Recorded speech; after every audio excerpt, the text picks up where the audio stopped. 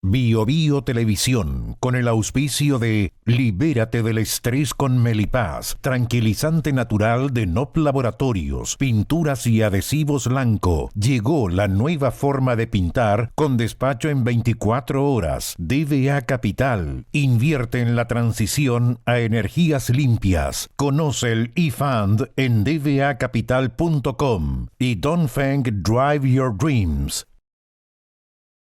Presentan comentarios de Tomás Mochiati. ¿Andas acelerado? ¿Te sientes más irritable y alterado? ¿Te cuesta dormir bien? Tranquilízate naturalmente con Melipaz, que calma la ansiedad, relaja y reduce el estrés. Libérate del estrés con Melipaz. Pídelo en todas las farmacias del país. Sorpréndete con la nueva línea de vehículos Aeolus Dongfeng y sus modelos i3 y GS Cross. Encuéntralos en sus versiones mecánica y automática.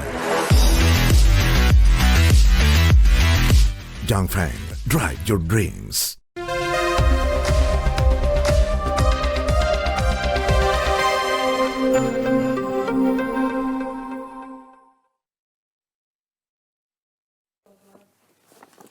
El país descubre su propia fragilidad, su evidente endeblez.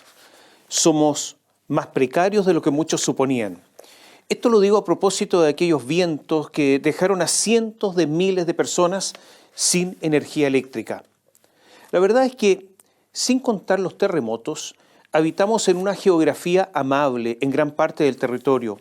No hay ciclones ni huracanes, no hay lluvias tan intensas, no hay frío tan evidente ni temperaturas tan tórridas.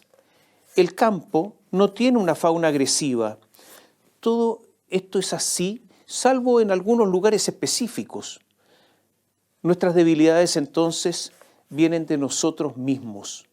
Las fragilidades son provocadas por nuestra histórica tendencia al robo, o la debilidad en cuidar nuestras fronteras, o porque basta un enorme terremoto para que hordas saqueen todos los supermercados y farmacias del Gran Concepción, ¿se acuerda usted del 2010?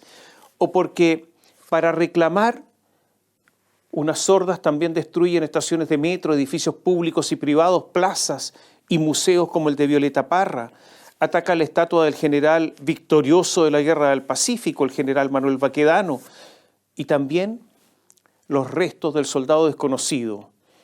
Y ante eso, algunos de las clases políticas y otros, muchos, también los apoyan, pero desde el silencio cómplice. Estas son nuestras debilidades. Nuestra debilidad es no ser capaz o no ser capaces de cuidar nuestras fronteras. Es permitir que gente que se haga multimillonaria en universidades que por ley no pueden tener fines de lucro. Nuestra fragilidad es institucional. Y ocurrió, por ejemplo, cuando bajo el gobierno de Ricardo Lagos se entregaban platas negras en el Ministerio de Obras Públicas, cometiendo delitos con licitaciones falsas, y se entregaban otros sobres con platas negras a ministros. Y cuando se descubrió todo eso, el director de Impuestos Internos de la época, de la confianza del presidente, le agregó más opacidad, si es que eso era posible, al determinar que ni siquiera esas platas pagaban impuestos. Nuestra debilidad ocurre cuando se enfrascan en una reforma educacional más, cuando ninguna de las tantas reformas educacionales es capaz de asegurar lo mínimo, que después de 12 años de escolaridad puedan escribir los alumnos correctamente y entender lo que se lee, después de 12 años de estudios. O cuando un político que quiso gobernar el país, cuando era ministro de Educación, redujo al mínimo las horas de clase de historia, porque para él el conservadurismo es solo religioso y no la enseñanza de lo que el país ha sido. Me refiero a Joaquín Lavín. Y les decía que nuestras debilidades son institucionales, y esto quedó a la vista cuando con razón persiguieron las platas negras para financiar, las platas oscuras para financiar la política, pero cuando se intentó también fiscalizar lo mismo, pero para los demás, incluyendo la izquierda, Michelle Bachelet despidió al director del Servicio de Impuestos Internos y al director jurídico de ese servicio para participar ella en una de las mayores operaciones de ocultamiento de los últimos años. Somos débiles cuando nuestro gobernante, con toda razón, critica duramente el fraude electoral en Venezuela, pero calla ante la dictadura cubana, cuando en la cubana, hay muchísimas menos libertades que en el régimen de Nicolás Maduro. Hay debilidad cuando alguna vez se dijo que para construir carreteras y aeropuertos había que pagar peajes y tasas de embarque caras, porque finalmente había que invertir y la plata no sobraba. Pero después fuimos testigos que esas obras se pagaron y siguen cobrando, incluso más caro, porque todo eso lo transformaron en un impuesto oculto con la venia de todo el arco político. Y somos frágiles cuando los que pagan contribuciones son pocos y para muchos son tan altas esas contribuciones que en la práctica se han transformado en un arriendo que pagan por su propiedad al Estado, o sea que ya no son dueños y cualquier reclamo ante eso es casi un imposible. Y también cuando los supermercados o en una comida de fin de semana en un restaurante sigan preguntando, ¿usted paga con boleto o con factura? O cuando uno de los abogados más poderosos de la plaza dice que ha coimeado funcionarios públicos y que necesita más dinero porque quiere seguir coimeando. Somos débiles porque en varios tipos de droga, nuestro país es el de más alto consumo en América Latina. Y que ante el crimen organizado y el tráfico de drogas solo pasamos por escáner en los puertos chilenos solamente el 3% de la carga. Y si usted mira los tribunales, verá que la Corte Suprema decide dictar fallos que obligan a todos, violando el texto expreso de la ley, porque los fallos tienen un efecto relativo solo para las partes, entonces, en medio de acusaciones, además de entre esos jueces, de tráfico de influencias. Mientras el Tribunal Constitucional, acusado por quienes hoy gobiernan de estar politizado, los que hoy gobiernan al llegar al poder hicieron lo mismo, lo politizaron pero para su sector, con un desparpajo que solo poseen los estafadores. Somos débiles, pero no por la naturaleza ni los vientos, sino por nosotros mismos. Podría seguir, y sería una letanía aún más larga. Todo esto, de esta lista incompleta que le he dado, usted todo esto lo sabe. Lo que le quiero decir es que no es necesaria, se lo reitero, una ventolera para descubrir eso de que qué frágiles somos como país. Es verdad que lo que ha ocurrido con los días y días sin energía eléctrica para tantos compatriotas es una manifestación más de nuestras debilidades. En un momento hubo cerca de 5 millones de personas, 5 millones de chilenos sin energía eléctrica. Muchos de ellos cocinan, se temperan, tienen calefacción, se dotan de agua con energía eléctrica. O sea, no podían ni cocinar, ni tener agua potable, ni siquiera calefaccionarse en invierno.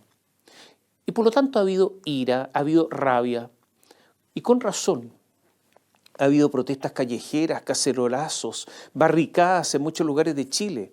Protestas en Quinta Normal, en la región metropolitana. Quinta Normal, Conchalí, La Reina, Maipú, Colina, Pudahuel, Quilicura, Lampa, entre muchas otras. En La Reina. En sectores altos de Santiago, donde vive la gente llamada acomodada, por ejemplo en Las Condes. Sí, en Las Condes hubo barricadas de protesta. Es como si hubiese habido en Las Condes una especie de mini estallido social, pero ahí, toda una paradoja. También hubo protestas en O'Higgins, en el Maule, en Biobío, en la Araucanía, en los lagos. Es verdad que el viento fue de una intensidad enorme, eso es cierto. En algunos sectores de Santiago 120 kilómetros, en partes expuestas del Gran Concepción 179 kilómetros, esto lo demuestra. Pero es inaceptable el nivel de destrucción que produjo por malas instalaciones, la demora enorme en el restablecimiento del servicio, las promesas incumplidas de las empresas y más de algún intento, sí, desgraciadamente, de aprovechamiento político. Pero, ¿por qué ha ocurrido todo esto? Lo de la intensidad del viento es evidente, pero no es lo único ni mucho menos. Resulta evidente que hay una enorme cantidad de postes caídos que dan cuenta de la mala calidad de esas instalaciones. Porque no es posible que esos postes caigan como palitroques, una enorme cantidad, porque se levantaron sin una base suficiente y sin la profundidad suficiente para resistir la ventolera. En Santiago, sin que hasta ahora haya un catastro definitivo, se presume que habrían sucumbido unos 600 postes, y creo que me quedo corto. Pero ¿quién supervisa estas instalaciones?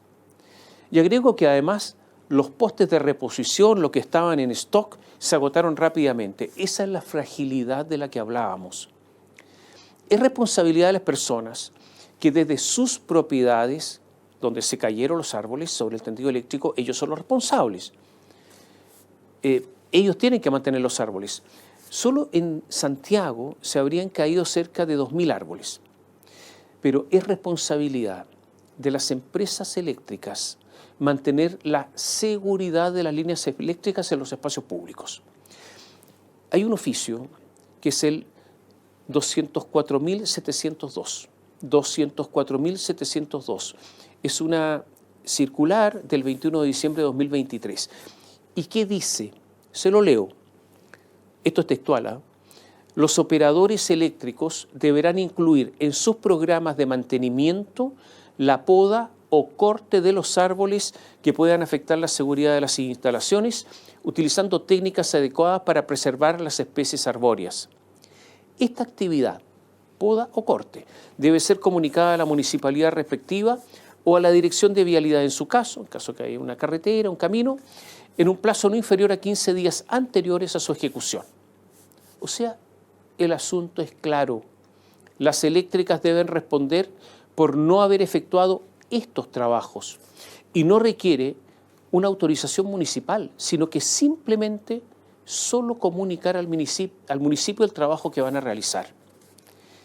Esta parte me parece muy importante porque revela la decisión por parte de la autoridad de entregar amplias potestades a las empresas, con lo que se manifiesta la importancia de mantener la continuidad del servicio. Les basta comunicar al municipio lo que van a hacer. Como todos sabemos, las empresas de distribución eléctrica en Chile son lo que se llama monopolios naturales. La autoridad establece en el papel lo que se llama una empresa modelo, donde se establecen funciones operativas, organización, costos y se determinan las tarifas. Y esta empresa modelo es la que después debe replicar la concesionaria. Entre los costos, obviamente que tiene que estar eso, la poda y corte de los árboles. En la llamada empresa modelo, pregunta que yo me hago, ¿había recursos suficientes para realizar estas obras? Y si había estos recursos suficientes, ¿las empresas los utilizaron? Estas son preguntas esenciales que se deben responder. Parece obvio que las empresas tienen aquí responsabilidades. ¿Quién resuelve cuál es la empresa modelo? ¿Quién determina esta es la empresa que hay que replicar? La Comisión Nacional de Energía. Su secretario ejecutivo es Marco Antonio Mancilla Ayacán. Habrá que investigar lo que él ha hecho con su equipo. Y sigamos. Estas empresas, que son esenciales, que son estratégicas, al estar reguladas, están sujetas a la fiscalización de la Superintendencia de Electricidad y Combustibles. ¿Quién es la superintendenta? Se llama Marta Cabeza Vargas. Es una ingeniera de ejecución en industrias forestales. Es la primera mujer en el cargo, designada por Gabriel Boric de entre 3 nombres propuestos por la alta dirección pública. Cuando fue nombrada por Boric, ya trabajaba en la superintendencia y encabezaba equipos de trabajo relacionados con la equidad de género, liderando actualmente la promoción y posicionamiento de esta temática al interior de la entidad fiscalizada. Estaba dedicada a eso. Ellos mismos, los de la superintendencia, indican cuál es su misión. Leo, esto lo dice la superintendencia, cuál es la misión de estos fiscalizadores. Vigilar que los ciudadanos cuenten con productos y servicios seguros y de calidad en los sistemas de electricidad y combustible. Leo de nuevo, sigo. ¿Cuál es la misión institucional? Vigilar que la ciudadanía reciba productos y servicios energéticos en condiciones de seguridad y calidad, Lo anterior mediante la fiscalización de la normativa vigente y resguardando los derechos de las usuarias y los usuarios, lenguaje inclusivo, así como de todas las entidades que participan en el mercado energético. Sigo leyendo, lo dicen ellos. Objetivos estratégicos. Fortalecer las capacidades de fiscalización con enfoque digital para impulsar los mercados energéticos hacia estándares más altos. Yo no tengo idea, pero tengo mis dudas, obviamente, yo creo que usted también, si estos señores cumplieron esto que prometen públicamente y a lo que están obligados además. Es probable que las metas de desempeño, esa de los funcionarios públicos, cumplimos la meta, que las hayan cumplido y que les hayan pagado los bonos por su excelente trabajo. A ver, me voy explicando cuando delante hablaba de nuestra fragilidad, porque esta fragilidad en estos casos está camuflada, ¿sabe de qué? De palabrería, lo que usted acaba de escuchar. La superintendenta no solo fue nombrada por Gabriel Boric, sino que además puede ser removida por él. ¿Habrá en estos instantes ahora una duda, una evaluación en el Palacio de la Moneda sobre su desempeño? En buena hora, la Contralora en ejercicio, que es Dorothy Pérez, abrió una investigación a la Superintendencia de Electricidad y Combustible. Esto comunicó: estamos constituidos en la Superintendencia de Electricidad y Combustible para realizar una investigación especial. Objetivo: revisar las medidas adoptadas sobre contingencias vinculadas a cortes de suministro eléctrico en varias comunas y por tiempo extendido. La Contralora de inmediato se movió y empezó a investigar a la SEC. Y aquí hago un paréntesis. Yo diría es un llamado. Y uno más. ¿A quién? A Luis Cordero, ministro de Justicia. El llamado es a él porque él está a cargo de este asunto. ¿Cuál? El gobierno debe proporcionar al Senado un nombre para que asuma en forma definitiva a alguien la Contraloría. Esta es una facultad, pero al mismo tiempo un deber. Y la explicación de Luis Cordero, el ministro de Justicia, de que no hay plazo y por lo tanto pueden demorarse lo que ellos quieran, es una explicación que es una tontera. Él, el ministro, sabe que las leyes hay que cumplirlas de buena fe y que el tiempo está agotado. No es posible que no haya contralor definitivo en tiempos en que hay que fiscalizar elecciones y que quien debe hacerlo dependa de la decisión del gobierno, que es el fiscalizado. Esto es inaceptable, ministro, y sería bueno que usted, Luis Cordero, no siga, sí, usted mismo, contribuyendo a la fragilidad. La distribución eléctrica está en manos en general de empresas extranjeras. Está la italiana Enel, la región metropolitana, está la Compañía General de Electricidad en buena parte del país, parte de la región metropolitana hacia el sur y también hacia el norte, está Chilquinta en la región de Valparaíso. Estas empresas, la primera Enel es italiana, la segunda, la Compañía General de Electricidad y Chilquinta, es de una empresa estatal china que se llama State Grid. La maneja el Partido Comunista, como todas las empresas chinas. Y luego está SAESA, como empresa grande de distribución, de propiedad de dos fondos de pensiones canadienses, Alberta Investment Management y Ontario Teachers Pension Plan. La verdad es que tanto Enel como la Compañía General de Electricidad tuvieron una enorme cantidad de fallas, de caídas, de servicios largamente interrumpidos durante muchos días. También es verdad que hubo promesas de reposición totalmente incumplidas, falta de respuesta a los clientes, distancia con los clientes y una especie de caos en la reposición del servicio. También es verdad que en un país centralista como el nuestro hubo muchísimo más preocupación de las autoridades por la ausencia del servicio en Santiago que en otras regiones, porque aunque el gobierno se diga inclusivo, sigue habiendo ciudadanos de primera, segunda, tercera o de simplemente ninguna clase. Reiteremos, para que nadie lo dude, es evidente que las empresas tienen responsabilidades, pero también es evidente que el gobierno se preocupó más por los habitantes de Santiago que por los de regiones, donde también se produjeron enormes fallas y no se cumplió con la reposición. Camila Vallejo criticó duramente a las empresas. Dijo que las empresas no han estado a la altura y anunció la formulación de cargos por incumplimientos legales. Yo tengo la impresión que cuando intervino por primera vez en la crisis, Camila no sabía que las dos principales empresas que criticaba, la italiana Enel y la china State Grid, son empresas estatales. Porque recordemos que para ella, para el Partido Comunista, no hay empresa estatal mala. De hecho, el sueño de ellos es que todo sea estatal casi.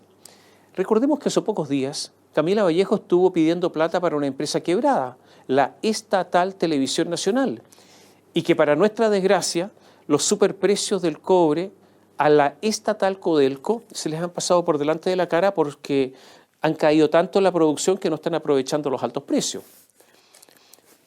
Dicho esto, que son empresas estatales, pasó algo más. El presidente ordenó iniciar el procedimiento para decretar la caducidad de la concesión de Enel.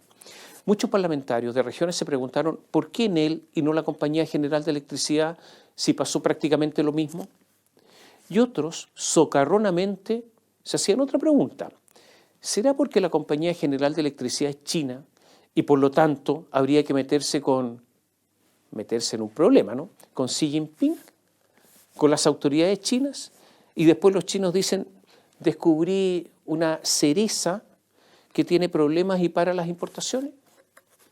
Hay que recordar que este procedimiento de caducidad lo tramita la Superintendencia de Electricidad y Combustible, pero la última decisión después de este procedimiento acerca de la aplicación de la caducidad es del presidente de la República, en este caso de Gabriel Boric. Ahora, pasó algo más, yo diría un poco extraño. Por instrucción de Gabriel Boric, el canciller Alberto Van Claveren realizó un reclamo político, o sea, encargó al embajador Ennio Vivaldi, embajador en Roma, que tomara contacto con Enel en Italia.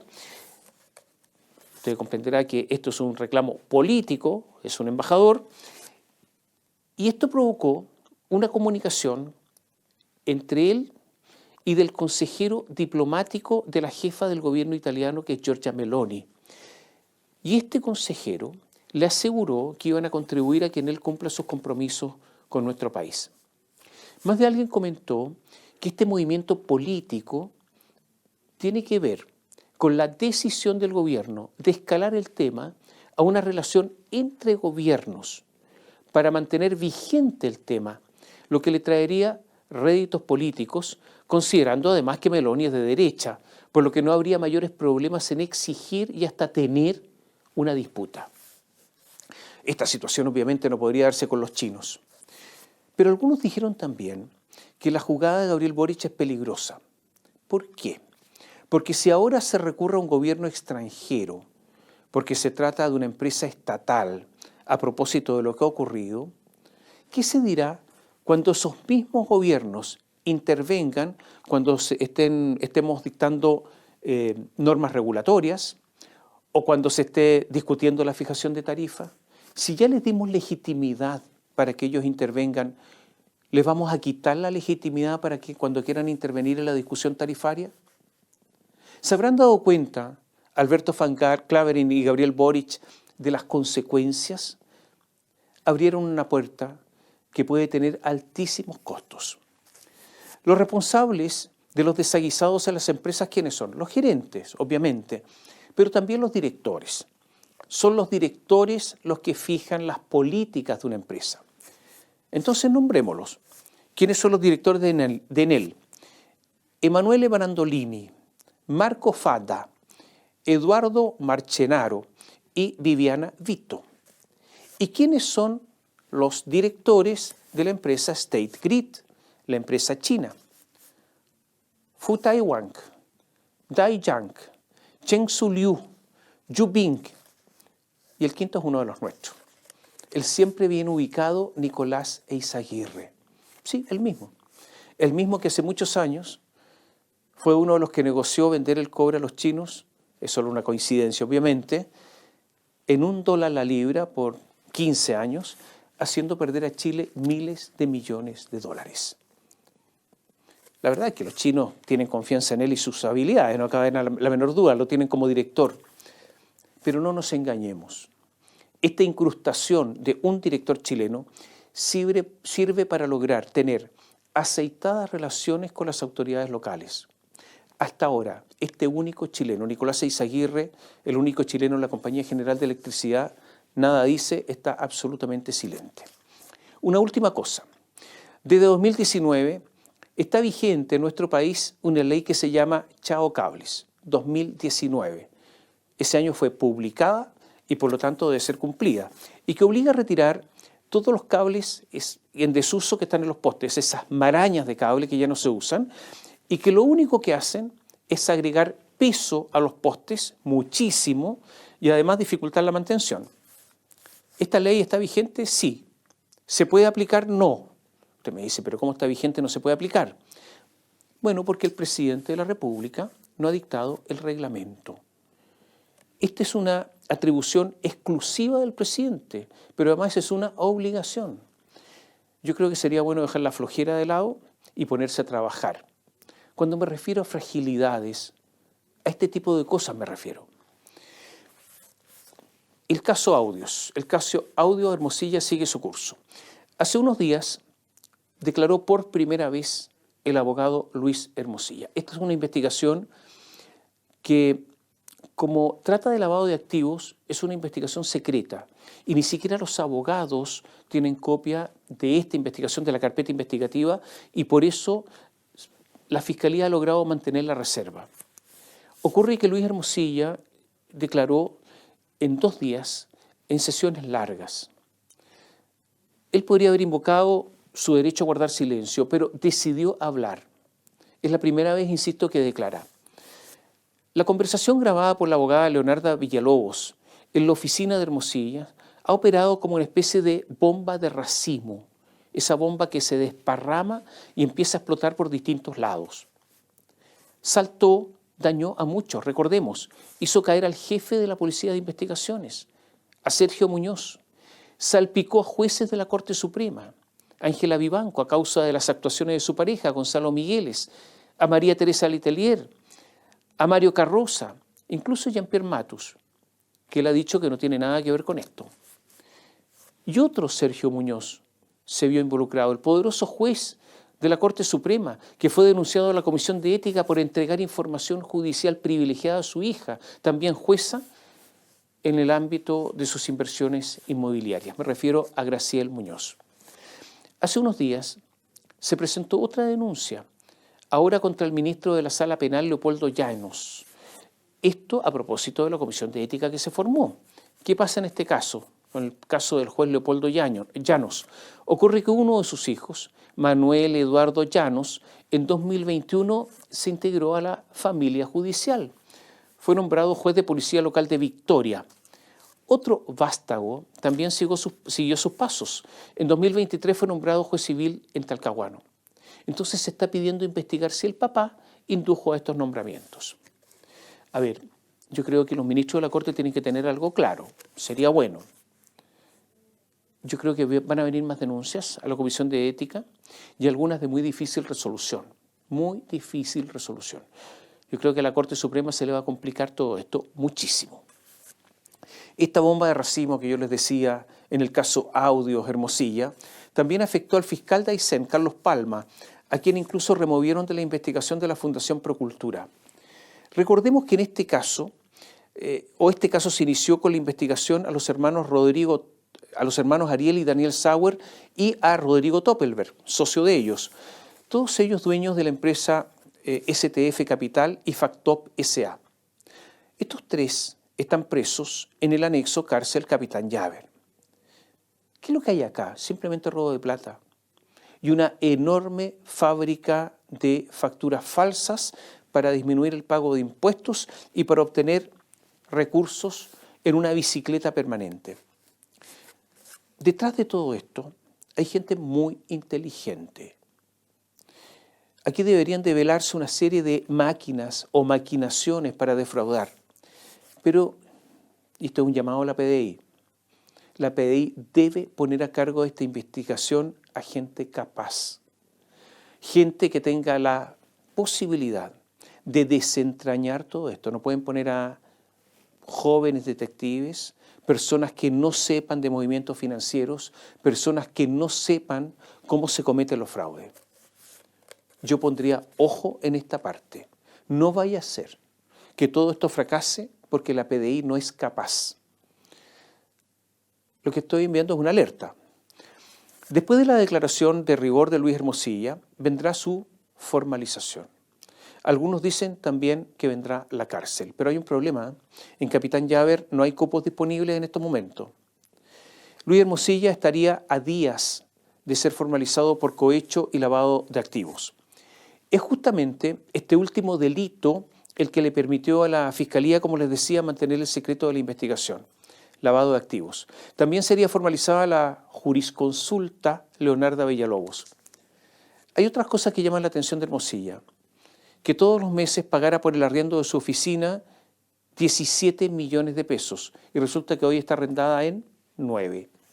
Y que recibiera además tanto depósito en su cuenta corriente en dinero en efectivo de depositantes desconocidos, depositantes anónimos. Esto último deberá ser corroborado en la formalización. La relación de Hermosilla con Sauer no era solo aquella de cliente-abogado, no.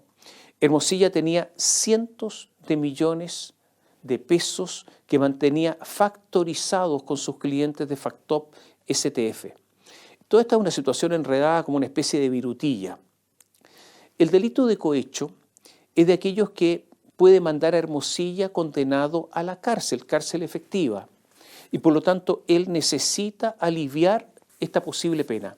Para configurar la atenuante de colaboración eficaz, Hermosilla no solo debe contar lo que sabe, sino que esa confesión debe ser útil. Pregunta, ¿va a echar al agua a su cliente para salvar el pellejo o no? Al parecer ya resolvió este dilema. Se viene la formalización. Otro asunto judicial. Hace unos meses se dio a conocer el veredicto absolutorio del excomandante en jefe del Ejército, el general Juan Miguel Fuentealba y su esposa Anita Pinochet. El asunto es que fue, insisto, absuelto, pero no porque no haya incurrido en delito, sino que la absolución se debe a que el delito porque lo acusaron era distinto a los hechos que fueron investigados y probados, y además por una investigación repleta de errores y de chambonadas. ¿Qué dijo el tribunal cuando emitió la resolución ya fundada de su absolución? Dijo, escuche bien, es posible establecer fundadamente el siguiente hecho.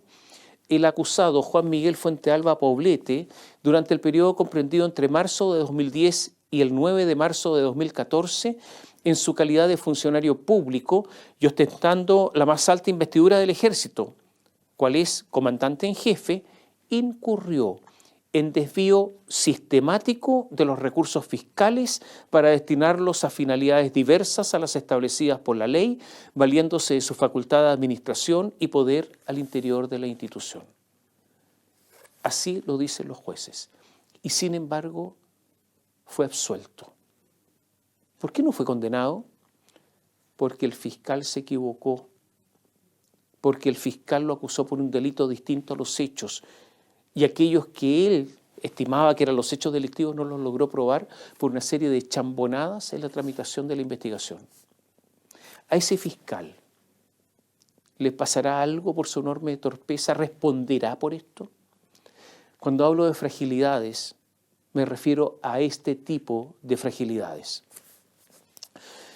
Ha seguido una repetición constante, como loro, del Partido Comunista apoyando a Nicolás Maduro y Gabriel Boric, por otra parte, diciendo que se robaron la elección. El omnipresente Lautaro Carmona, que es el jefe del Partido Comunista, dijo: a mí no me llama la atención la verdadera campaña que se ha instalado respecto a desacreditar el proceso en Venezuela, que no lo vinculo a un tema electoral, sobre eso tenemos nuestra posición también, sino a desacreditar desde origen lo que se ha llamado el proceso bolivariano. Y agregó que las actas no se daban aún a conocer por el hackeo, avalando de esta manera la explicación que ha dado Nicolás Maduro. El diputado Boris Barrera, hablando en nombre del Partido Comunista en la Cámara, sacó una teoría. dijo que todas estas críticas a que se robaron la elección se debían simplemente a la riqueza petrolera de Venezuela. El problema es que la cúpula venezolana ha atacado no solamente al gobierno, sino que ha atacado a la persona de Gabriel Boric directamente. Maduro habló de los fascistas con aval del gobierno chileno. El canciller Iván Gil dijo: se le cayó definitivamente la máscara, queda al desnudo su gobierno, el de Boric, pinochetista y golpista. Ha habido un montón de otros insultos. El Partido Comunista ha guardado silencio. O sea, no ha defendido al presidente Gabriel Boric de un ataque constante por parte de Nicolás Maduro y su gente, a quienes ellos apoyan. Esta es una contradicción enorme. En la semana estuvo Lula da Silva en Santiago, el presidente de Brasil. Vino con una enorme delegación en un intento de relanzar las relaciones entre Chile o con Chile y ante la frialdad de su vínculo con Argentina. Estando en Chile, no fue posible una declaración conjunta de Lula y Boric sobre Venezuela. ¿Y cuál es la razón? Es simple. Brasil desea jugar en otras ligas, desea ser mediador en la crisis venezolana, por lo que no puede criticar a Maduro si quiere ser mediador. Brasil además quiere ser miembro permanente del Consejo de Seguridad de la ONU. Ya es miembro del BRICS o de los BRICS. Las pretensiones brasileñas están muy lejos de las chilenas, tanto que esa declaración conjunta, ese papel, era casi imposible, y lo que demostró también nuestra fragilidad frente a ellos. Estuvo en Santiago también Javier Milei, el presidente de Argentina, en una visita privada. Con 8 días de anticipación, pidió una reunión con Gabriel Boric, y el presidente chileno no se la dio. Milei estuvo en un encuentro empresarial en que habló calmadamente, habló muy bien de Chile y de su modelo económico. Boric dio una explicación, dijo que no lo recibió porque tenía problemas de agenda, pero la verdad es que la agenda de ese día, el día en que estuvo Milei, la agenda de Gabriel Boric estaba casi vacía. Y con 8 días de anticipación usted comprenderá qué agenda se puede armar. La verdad es que el presidente chileno, Gabriel Boric, no quiso recibir a Milei porque, perdóneme la expresión, Milei le da lata. No le cae bien. Y tienen tantas diferencias que le incomoda. Es verdad que Milei, que ha realizado 12 viajes al exterior, no ha tenido deseos de realizar una visita de Estado a Chile. No estamos entre sus prioridades. Pero esta era una oportunidad, ya que él había pedido la reunión para acercarse. Milei es partidario, como ustedes saben, de la corriente austríaca de la economía, esa que es tan liberal que los de la escuela de Chicago parecen estatistas en comparación. Los dos presidentes creen que el otro está totalmente equivocado, están en las antípodas ideológicas. Pero eso, el hecho de que no tengan coincidencia ideológica o que no se caiga bien uno con otro, no es una excusa suficiente por parte de Gabriel Boric para no recibirlo, porque la reunión habría que haberla dado si se la pidieron. Cuando se trabaja, y usted lo sabe bien, todos trabajamos, no siempre se hacen cosas agradables y por lo tanto era una oportunidad. Hay que recordar además que se están cumpliendo 40 años del Tratado de Paz y Amistad con Argentina y alguna ceremonia habrá que hacer. En la política interna llama la atención cómo Michelle Bachelet tiene una intensa actividad, está plenamente activa. Sonríe, se reúne, da conferencias, da consejos, se deja querer, arma equipos, actúa como una especie de primadonna. Es evidente que el oficialismo no tiene candidato presidencial, que la figura de Carolina Toá está deteriorada, está magullada, que podrían intentar repararla, pero con una desabolladura de mala calidad, esa que dejan a los autos convertidos en cacharros para siempre. Entonces todo esto están mirando a Bachelet. Y a Boric le conviene, porque Bachelet no tiene futuro. Si es candidata no va a volver a ser candidata después. Lo más probable es que pierda ante Evelyn Matei y Boric quede en primera fila para la próxima, o sea, le conviene. Pero no solo eso, hay algo más profundo. Hay síntomas de que el Frente Amplio está progresivamente corriéndose un poco, no tanto, pero un poco hacia el centro, dejando al Partido Comunista, Nicolás Maduro mediante, como fieles representantes de una izquierda cavernaria, vinculada a dictaduras. Ellos se están desmarcando de eso. Gente del Partido Comunista que se supone dialogante, como el ministro de Educación Nicolás Cataldo, llamó a los ministros frente a la crisis venezolana a callar y solo a hablar de sus carteras. La ministra de Bienes Nacionales que hable solo de bienes nacionales, de los bienes del Estado y nada más, nada de Venezuela. Y entonces a Cataldo se le salió lo de dictador. Los partidos comunistas, los militantes del Partido Comunista están dando cátedra. Las declaraciones de Antonio Orellana, la ministra de la Mujer criticando a Maduro y el Partido Comunista chileno son una señal. Lo que dijo Gonzalo Winter es otra señal. ¿Qué dijo Winter? Quiero ser parte de la construcción de una izquierda honesta que a rostro descubierto tome el toro por las astas de sus propias miserias. Los desmarques de Carol Cariola, del subsecretario Jaime Gajardo, los silencios de Camila Vallejo son signos de que el Partido Comunista podría sufrir mermas. El acercamiento del Frente Amplio al Partido Socialista y al PPD, manteniendo cierto liderazgo, podrían configurar una nueva izquierda. Y esto se facilita porque expresamente, el Partido Socialista y el PPD abandonaron la definición de socialdemócrata, que molesta mucho al Frente Amplio. Hoy día son, y por definición propia, izquierda a secas. Y hay algo más. Hace poco se constituyó el Frente Amplio, todos lo sabemos, es un nuevo partido consecuencia de la fusión de los partidos que estaban en el gobierno, me refiero a Revolución Democrática, Convergencia Social, etc.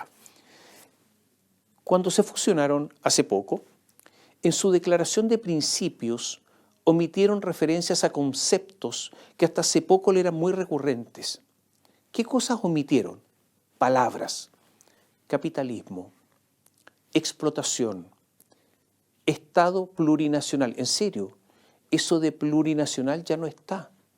Y sigo, extractivismo, patriarcado y pueblo mapuche. Sí, lo del pueblo mapuche tampoco está. Está bien, usted puede decir es solo una táctica, pero esto los acerca al PPD y al Partido Socialista. Incluso los puede acercar a la democracia cristiana, o eso que queda de la ADC, con pocos dirigentes y militantes, casi todos funcionarios públicos. La ADC andan dedicados a la búsqueda de sus principios olvidados como si fuera el Santo Grial. Está bien, pero hasta la ADC podría caber ahí. Así las cosas. Es posible que haya una nueva izquierda y es posible que las próximas elecciones, eso sí, por número de votos, a nivel de gobernadores regionales, la primera mayoría podría ser del Partido Republicano, pero en segundo lugar podría estar el Frente Amplio. Es posible que la UDI sufra una enormidad en estas próximas elecciones, obviamente igual que la ADC. Y con pronóstico de reservado se verá el PS y el PPD. Ahora, el PPD con muchos problemas, pero la fusión o una alianza yo creo que está a la vista. Y en la derecha, como casi siempre, se vive la guerra civil. Hay candidatos duplicados, por lo que en varias comunas dividirán la votación. Yo creo que va a ser interesante ver lo que ocurre con el Partido Social Cristiano, o sea, los evangélicos políticamente organizados. Yo tengo la impresión que pueden lograr una buena votación, pero que más adelante será una bolsa de gatos tipo Partido de la Gente. Antes de terminar, algunos datos en seguridad y en economía. O mejor, solo en seguridad porque estamos muy largos. En seguridad, se dieron a conocer cifras de los últimos 10 años de la Fiscalía. Y son malas. La Fiscalía en 10 años ha tenido un enorme aumento de recursos y también de fiscales. Escuche las cifras. Las sentencias condenatorias disminuyeron en 10 años en un 26%. O sea, se incrementan los delitos y disminuyen las sentencias. Las sentencias absolutorias aumentaron en un estratosférico 89%. Los archivos provisionales aumentaron en un 43%. A esto me refiero con fragilidad. En los últimos 7 años, a propósito de extranjeros expulsados, se ha expulsado en 7 años a 1.107 venezolanos. En 7 años. Hay más de 8.000 decretos de expulsión que están pendientes. Al ritmo actual, necesitamos, si no se agrega a nadie más de 50 años, sí, para expulsar a los que están pendientes. Para peor, Nicolás Maduro se llevó a todos los diplomáticos y personal consular, por lo que ahora no se puede expulsar a su país ni siquiera a uno. De otras fragilidades, seguimos hablando otro día.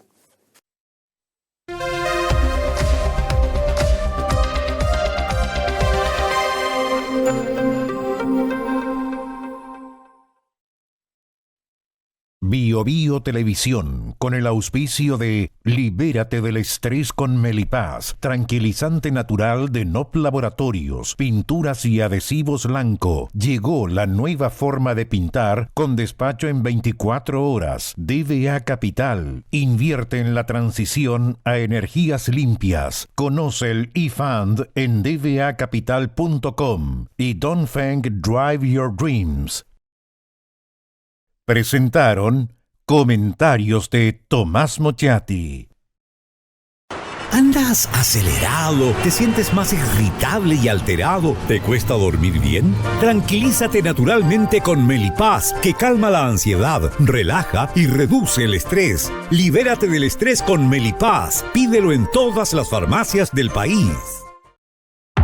Sorpréndete con la nueva línea de vehículos Aeolus Dongfeng y sus modelos i3 y GS Cross. Encuéntralos en sus versiones mecánica y automática. Dongfeng, drive your dreams.